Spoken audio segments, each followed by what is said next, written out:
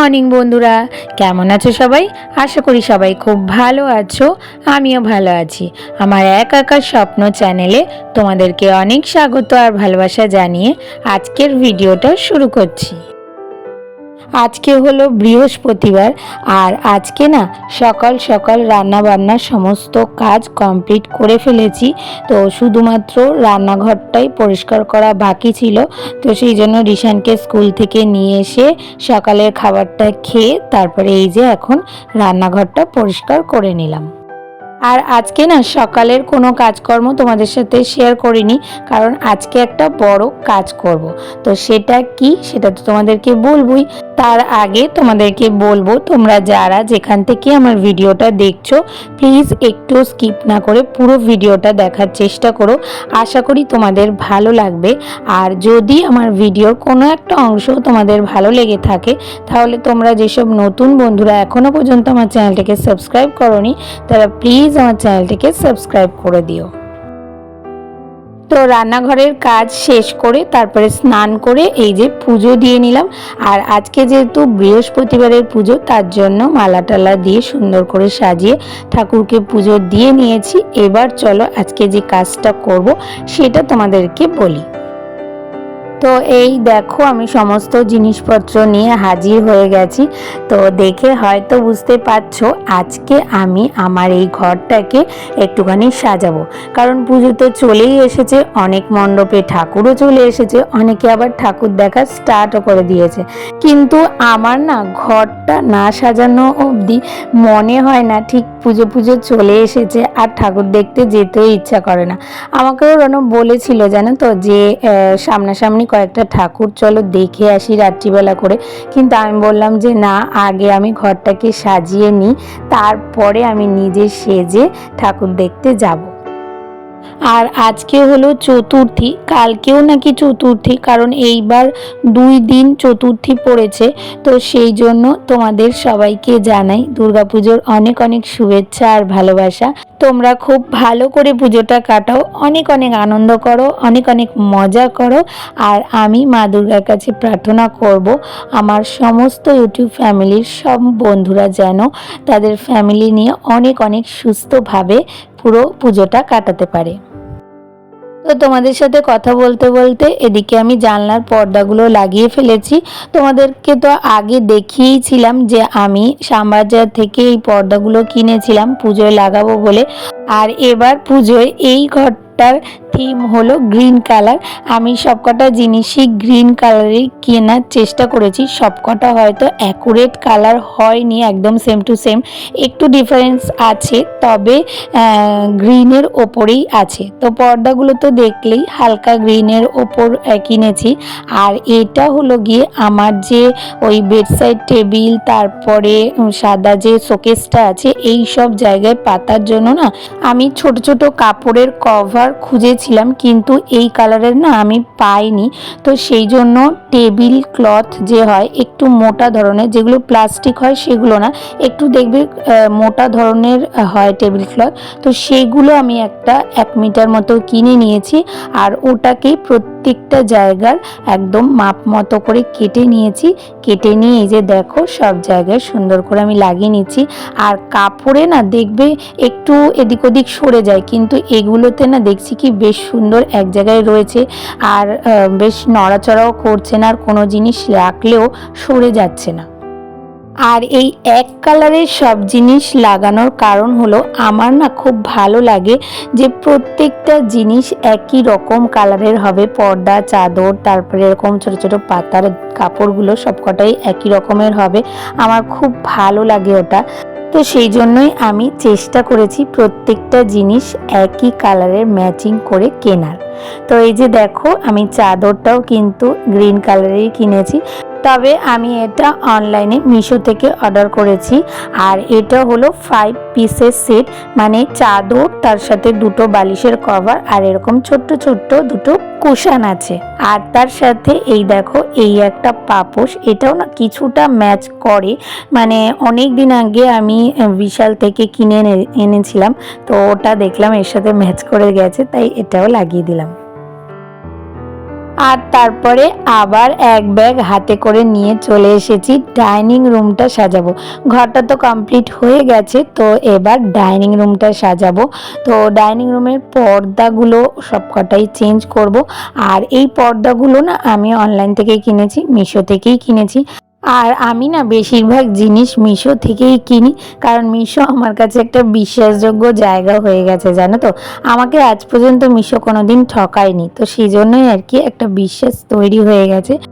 আর তার মধ্যে আমার কাছে খুব মনে হয় রিজনেবল প্রাইসের মধ্যে আমি সব জিনিস পেয়ে যাই। আমি মনের মতো সব জিনিস পাই যেটুকু আমার দরকার, তো সেই জন্যই আর কি এখানে আমার পছন্দ হয়ে গেছে। তবে আমি এটা কিন্তু কোনো প্রমোশনাল ভিডিও করছি না, আমি নিজের এক্সপিরিয়েন্সটাই তোমাদেরকে বলছি। আর আগের বার জানো তো আমি এই ঘরটা সব কিছু ব্লু কালারের জিনিস দিয়ে সাজিয়েছিলাম, কারণ যেহেতু ডাইনিং রুমটা আমাদের ব্লু কালারের, তো সেই জন্য বেশ ভালোও লাগছিল জানো তো। তবে ভাবলাম যে এইবার একটু আলাদা কালার করি, ব্লু এর সাথে ইয়েলোটা একটু ভালো যায় কম্বিনেশনটা, তো সেই জন্যই ভাবলাম যে ব্লু ইয়েলো কালারটা এবার সাজিয়ে দেখি কেমন লাগে। তো কেমন লাগছে পুরোটা দেখে অবশ্যই কিন্তু তোমরা আমাকে কমেন্ট করে জানিও, কারণ তোমরা তো জানোই যে আমি ঘর সাজাতে খুব ভালোবাসি, আমার এটা খুব পছন্দের একটা কাজ। আর তোমরা যদি একটু সুন্দর সুন্দর কমেন্ট করো তাহলে কিন্তু আমার এই আগ্রহটা আরও বেশি বেড়ে যাবে, বা আমার ভালো লাগবে, স্যাটিসফাইও হব যে না আমি সুন্দর করে সাজাতে পেরেছি। তো ওইদিকে দেখতেই পারলে যে আমি সিলিন্ডারের কভারটাও চেঞ্জ করে দিলাম, আর ওটাও ইয়েলো কালারের কিনেছি।